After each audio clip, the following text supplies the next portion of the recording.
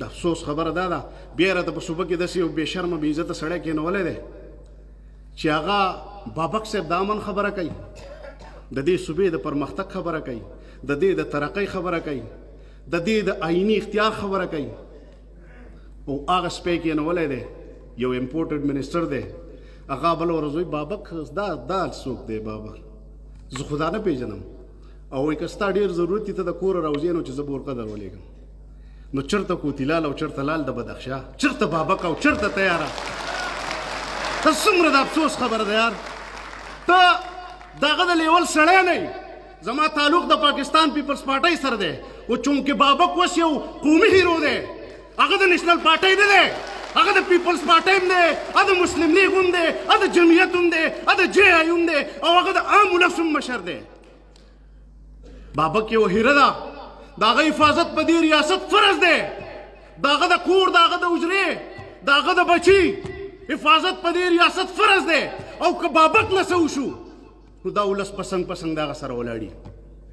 د زړه د درد نه به نغمې د انقلاب جوړوم، د دې شعرونه او قصونه به کتاب جوړوم، حلالوي چې مې په پټه خوله او په پسو چاړو دغه پنجاب ته به د خپل ځان قصاب جوړوم. به هر حال یو د موټروې خبره ده، دا ولس راټول شوی دی. محمود خان صاحب ته مونږ خواست کوو ته زمونږ وزیر اعلی او د قوم در باندې اعتماد کړی دی، سره سره زمونږ د نورو ملګرو مرګتیا کړې وه، راوستی یې. بهرحال د هغو نه خو لیوني سپي جوړ شو، هغه خپل مالکان چیچي. خو یو خبره واوره ګورې، نن خو ته وزیر اعلی دا تکبر او دا ستا د انداز او ته چې په کومه طریقه روانې انسان عجزه دی. سبا به بیا په منټه کې د ټماټرو ګاډۍ ته ولاړې نو دا ولس ګورې د چا دا ځمکې چې دي ونیوې دا لږې لږې ځمکې دي، اګریکلچر لینډ دی، دا د فصلونو ځمکې دي. سوات چې دی نو دا د قدرتي نعمتونو نه مالامال علاقه ده، صرف ځمکه پاتې ده د غنمو، د الوچو د شلتالانو باغونه دي.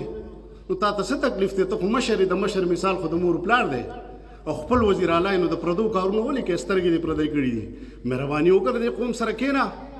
او دا روډ چې دی دا د سیند په غاړه کې یو ټوریزم هب به جوړ شي، ریونیو به جنریټ شي. مهرباني وکړه کښېنه ورسره، په دې کې هېڅ بدیت نشته. ستا تکبر او لوی موږ منو، خو سبا به بیا د مټې په چوک کې ولاړ یا به دې رور راوځي. ناستې نه چې زما دارونه در باندې د کاڼي او یا څه د کمر ګزارو کې او بیا خپئ. نو مهرباني وکړه بدامني مه خوروه، راشه او کښېنه. دا سیاسي خبره نه ده، دا قومي خبره ده، دا د خاورې خبره ده، د سوات د بقا خبره ده. لہذا ته د دو سره رابطه وکړه.